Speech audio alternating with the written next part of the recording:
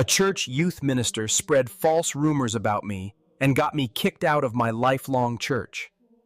This happened for no reason other than pure meanness and a desire to destroy my entire personal reputation. I found a guy who hated him even more than I did and started a dark plan.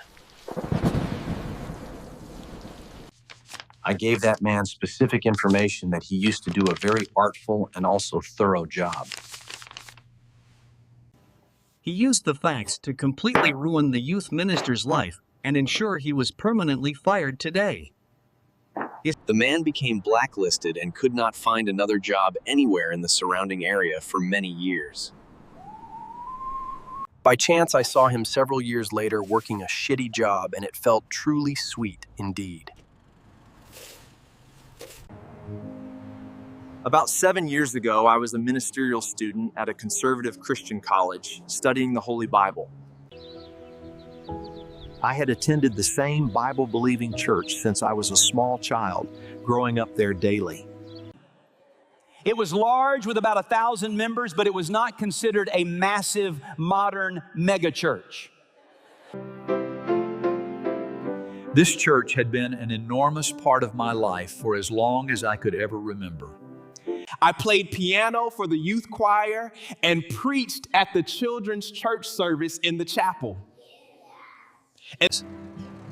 I even drove the church bus to pick up unchurched children and did many other volunteer tasks. I did all of this for free, not even getting reimbursed for any of my personal travel expenses. During my senior year, we got a new minister of music, education, and youth named Mr. Charming. This guy was as charming as an ice cream sundae with several sharp razor blades hidden inside. All of the deacons and their wives thought he was perfect and practically walked on the water. He was an authoritarian who announced in his first meeting that he would straighten out the youth. He said, "When I tell my disciples jump, the only questions are how high and how far." The adults loved him, but the youth hated him, and the atmosphere quickly became very tense there. Within weeks, half of the students without parents in the church had simply quit coming to services. He had the audacity to proclaim he had eliminated all of the thorny ground from the group. The deacons loved him, but he was really going after the job of the senior pastor instead. Pastor T was 6 years old and an avid runner who was in very good physical shape. Soon rumors started circulating that Pastor T was losing his mental sharpness and his health was failing. He frequently quoted long Bible passages from memory in Greek or Hebrew without ever misstating a word. Worst of all was the accusation that he was too liberal for our very conservative church denomination. In my denomination, being a liberal is the kiss of death for any working professional church minister. I have no idea why the pastor did not find out, or if he was just scared. When you lose your job, you lose your house, and your entire family becomes suddenly very destitute. Then I became a target for Mr. Charming, although I still do not know the exact reason. Mr. Charming called me and informed me that my services were no longer needed at the church. He did not even want me to participate in the choir or attend the Sunday morning services. I later found out that his family members were hired at nice rates to do my jobs. His wife got paid more for a 1-hour rehearsal than the main organist earned all week. This lady radiated bitterness and repressed anger, and she just sat there and glared at everyone nearby. I was very hurt and tearfully asked Pastor T what I had done wrong in my service. He told me people were saying things, and I should shut up and do as I'm told. I started asking all of my church friends what exactly people were saying about me behind back.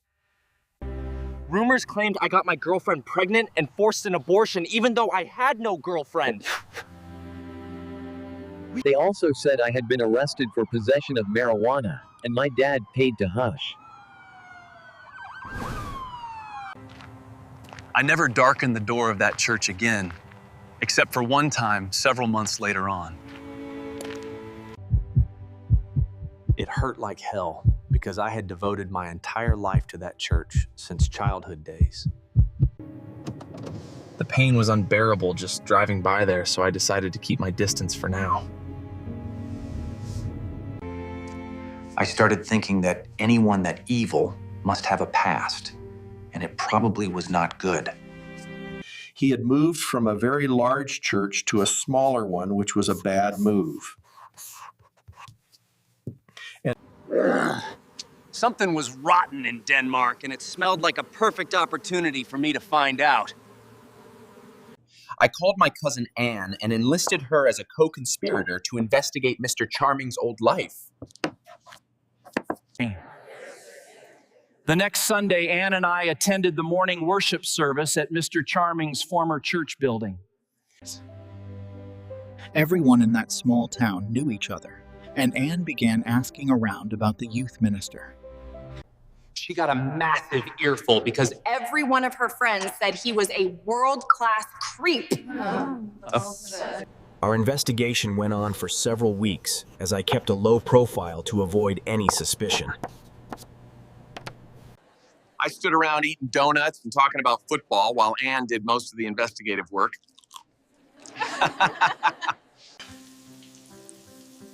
After church, we would eat a delicious lunch and then write down everything we had learned that day. By then, Anne's whole family was in on the plan because they were angry at my treatment. I considered driving these families to my old church to tell their stories to the other parents. I wanted to keep a low profile because I did not want to anger Pastor T further. Anne grabbed my sleeve and told me I had to hear what this new witness had discovered. She introduced me to a large man named Fred, who had a very serious story to tell. We slipped into a room where we could not be overheard by anyone else in the building. It turned out that Mr. Charming had a multi-year affair with Fred's wife behind his back. Fred had spent months gathering evidence, including text messages and voicemails and emails for his legal case. There were even photos and videos of the youth minister and Fred's wife doing very inappropriate things. Fred finally confronted his wife, who denied everything until she saw the sheer mountain of evidence. Fred wanted the house and full custody of the children and every single cent of his money. Fred then turned his full attention toward Mr. Charming because he had ruined his entire happy marriage. Taking him to court would take too long, and so Fred decided to use a much more direct. In the rural Deep South, many people prefer a direct approach when dealing with such personal matters. The police and juries often include people who have known the accused since they were in kindergarten. Fred scheduled an appointment with Mr. Charming, who did not suspect any trouble was actually coming today. Fred was 6 feet 6 inches tall and looked like he could pull up an oak tree. He brought several large friends with him who blocked the door and unplugged the office phone immediately. Fred made him watch the videos and told him to pack his stuff and leave this town. Mr. Charming did exactly as he was told and left town before the sun had even set.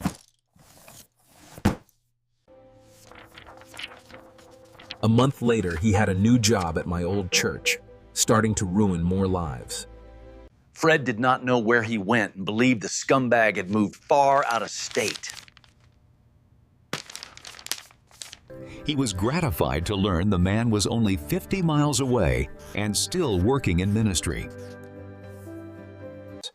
Fred was still in love with his wife, and they were getting counseling to save their marriage. His hatred of the minister was still fulminating like a volcano just a few minutes before explosion. The next Monday, I drove back up there and gave Fred a copy of the church directory. It had home addresses and email addresses for pretty much every member of my old church congregation. I showed him the pages listing all of the deacons and the major financial donors as well. I explained my situation with Pastor T and asked that my name not be mentioned at all. The next Sunday, I could not resist visiting my old church to see how things were going. Mr. Charming was nowhere to be seen, and no explanation was given about his sudden absence today. One weird thing was the pastor looked absolutely scared shitless while he stood there behind the pulpit. His voice, which was usually a loud baritone, trembled during the entire sermon he gave that morning. I made a point of sitting in the very front row center pew to be seen clearly. The look on his face when he saw me was worth all of the trouble I took. I didn't know it then, but Fred had done a very thorough job with the church directory. The whole church had gotten multiple anonymous emails with photos and videos of the youth minister's trysts. Deacons and major donors got emails plus express mail packages just for a very good extra measure. They didn't know anything until the phone calls started pouring in from the angry and shocked congregation.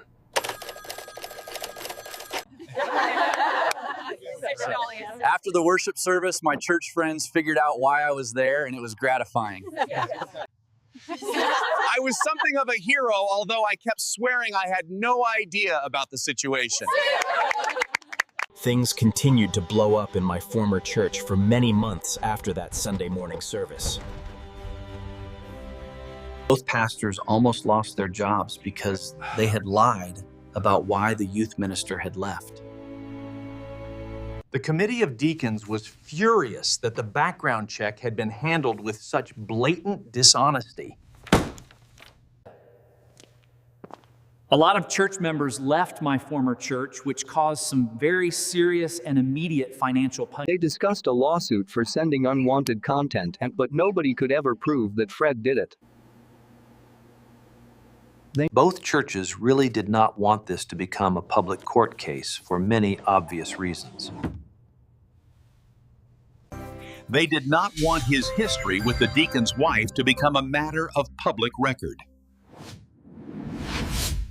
So they hushed it up to protect the reputation of the church and the two senior pastors. I never saw Pastor T again because I had lost all trust and respect for the man. My chances of having a preaching career in my denomination were precisely zero after that whole fiasco.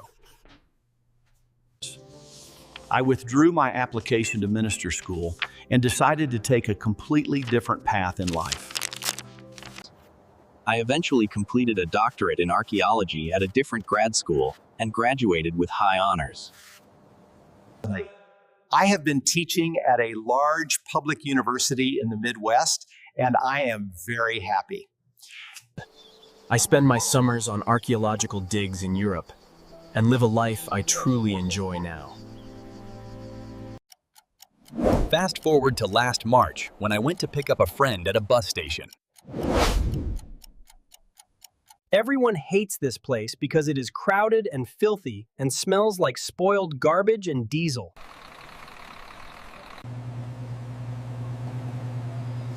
My friend's bus was late, so I stopped by the newsstand to get a soda and snack. Who do you think was restocking the shelves but Mr. Charming himself in that filthy bus station? I just sat across from the newsstand and enjoyed my drink while watching him work the shelves. He recognized me and turned away immediately as he continued to restock the shelves of junk food. I realized then that revenge is a feast that is truly best enjoyed cold after many years. The man who tried to ruin me was now stuck in a dead-end job for life. My friend arrived and we walked out into the city, leaving the broken minister far behind us. I felt a sense of peace, knowing that justice had finally been served in its own way. The past was finally behind me, and I could move forward with my new and successful life. My career in archaeology has given me more fulfillment than the ministry ever could have provided me. The darkness of those years in that church has finally been replaced by a much brighter light. I still respect the faith, but I have no room for the hypocrisy of those church leaders. That young man is gone, and I am proud of the person I have finally become today. Mr. Charming will remain in that station while I travel the world and discover ancient history daily. This story is a reminder that the truth always finds a way to come out, eventually here. Every new day is a gift, and I am grateful for the strength I found back then. I will never let anyone treat me that way again, because I know my own worth now. From the dirt of the dig sites to the halls of the university, my life is full. Peace is something you have to fight for sometimes, and I am glad I fought that battle. The church is just a memory now, and it no longer has any power over my life. I am teaching the next generation to seek the truth no matter where it might lead them. Some things are buried for a reason, but the truth is always worth digging for in life. Nature has a way of healing the soul after years of dealing with such human religious cruelty. I was my own lighthouse in that storm, and I guided myself to a much safer shore. Writing this down has been a form of therapy that I needed to finally close this chapter. I have crossed the bridge to my new life, and I am never going back across again. Success is the best revenge, and I have achieved more than they ever thought I could do. The stars are bright tonight, and I am finally at peace with everything that happened to me. Revenge is a feast that is truly best enjoyed cold, and I am finally very happy now.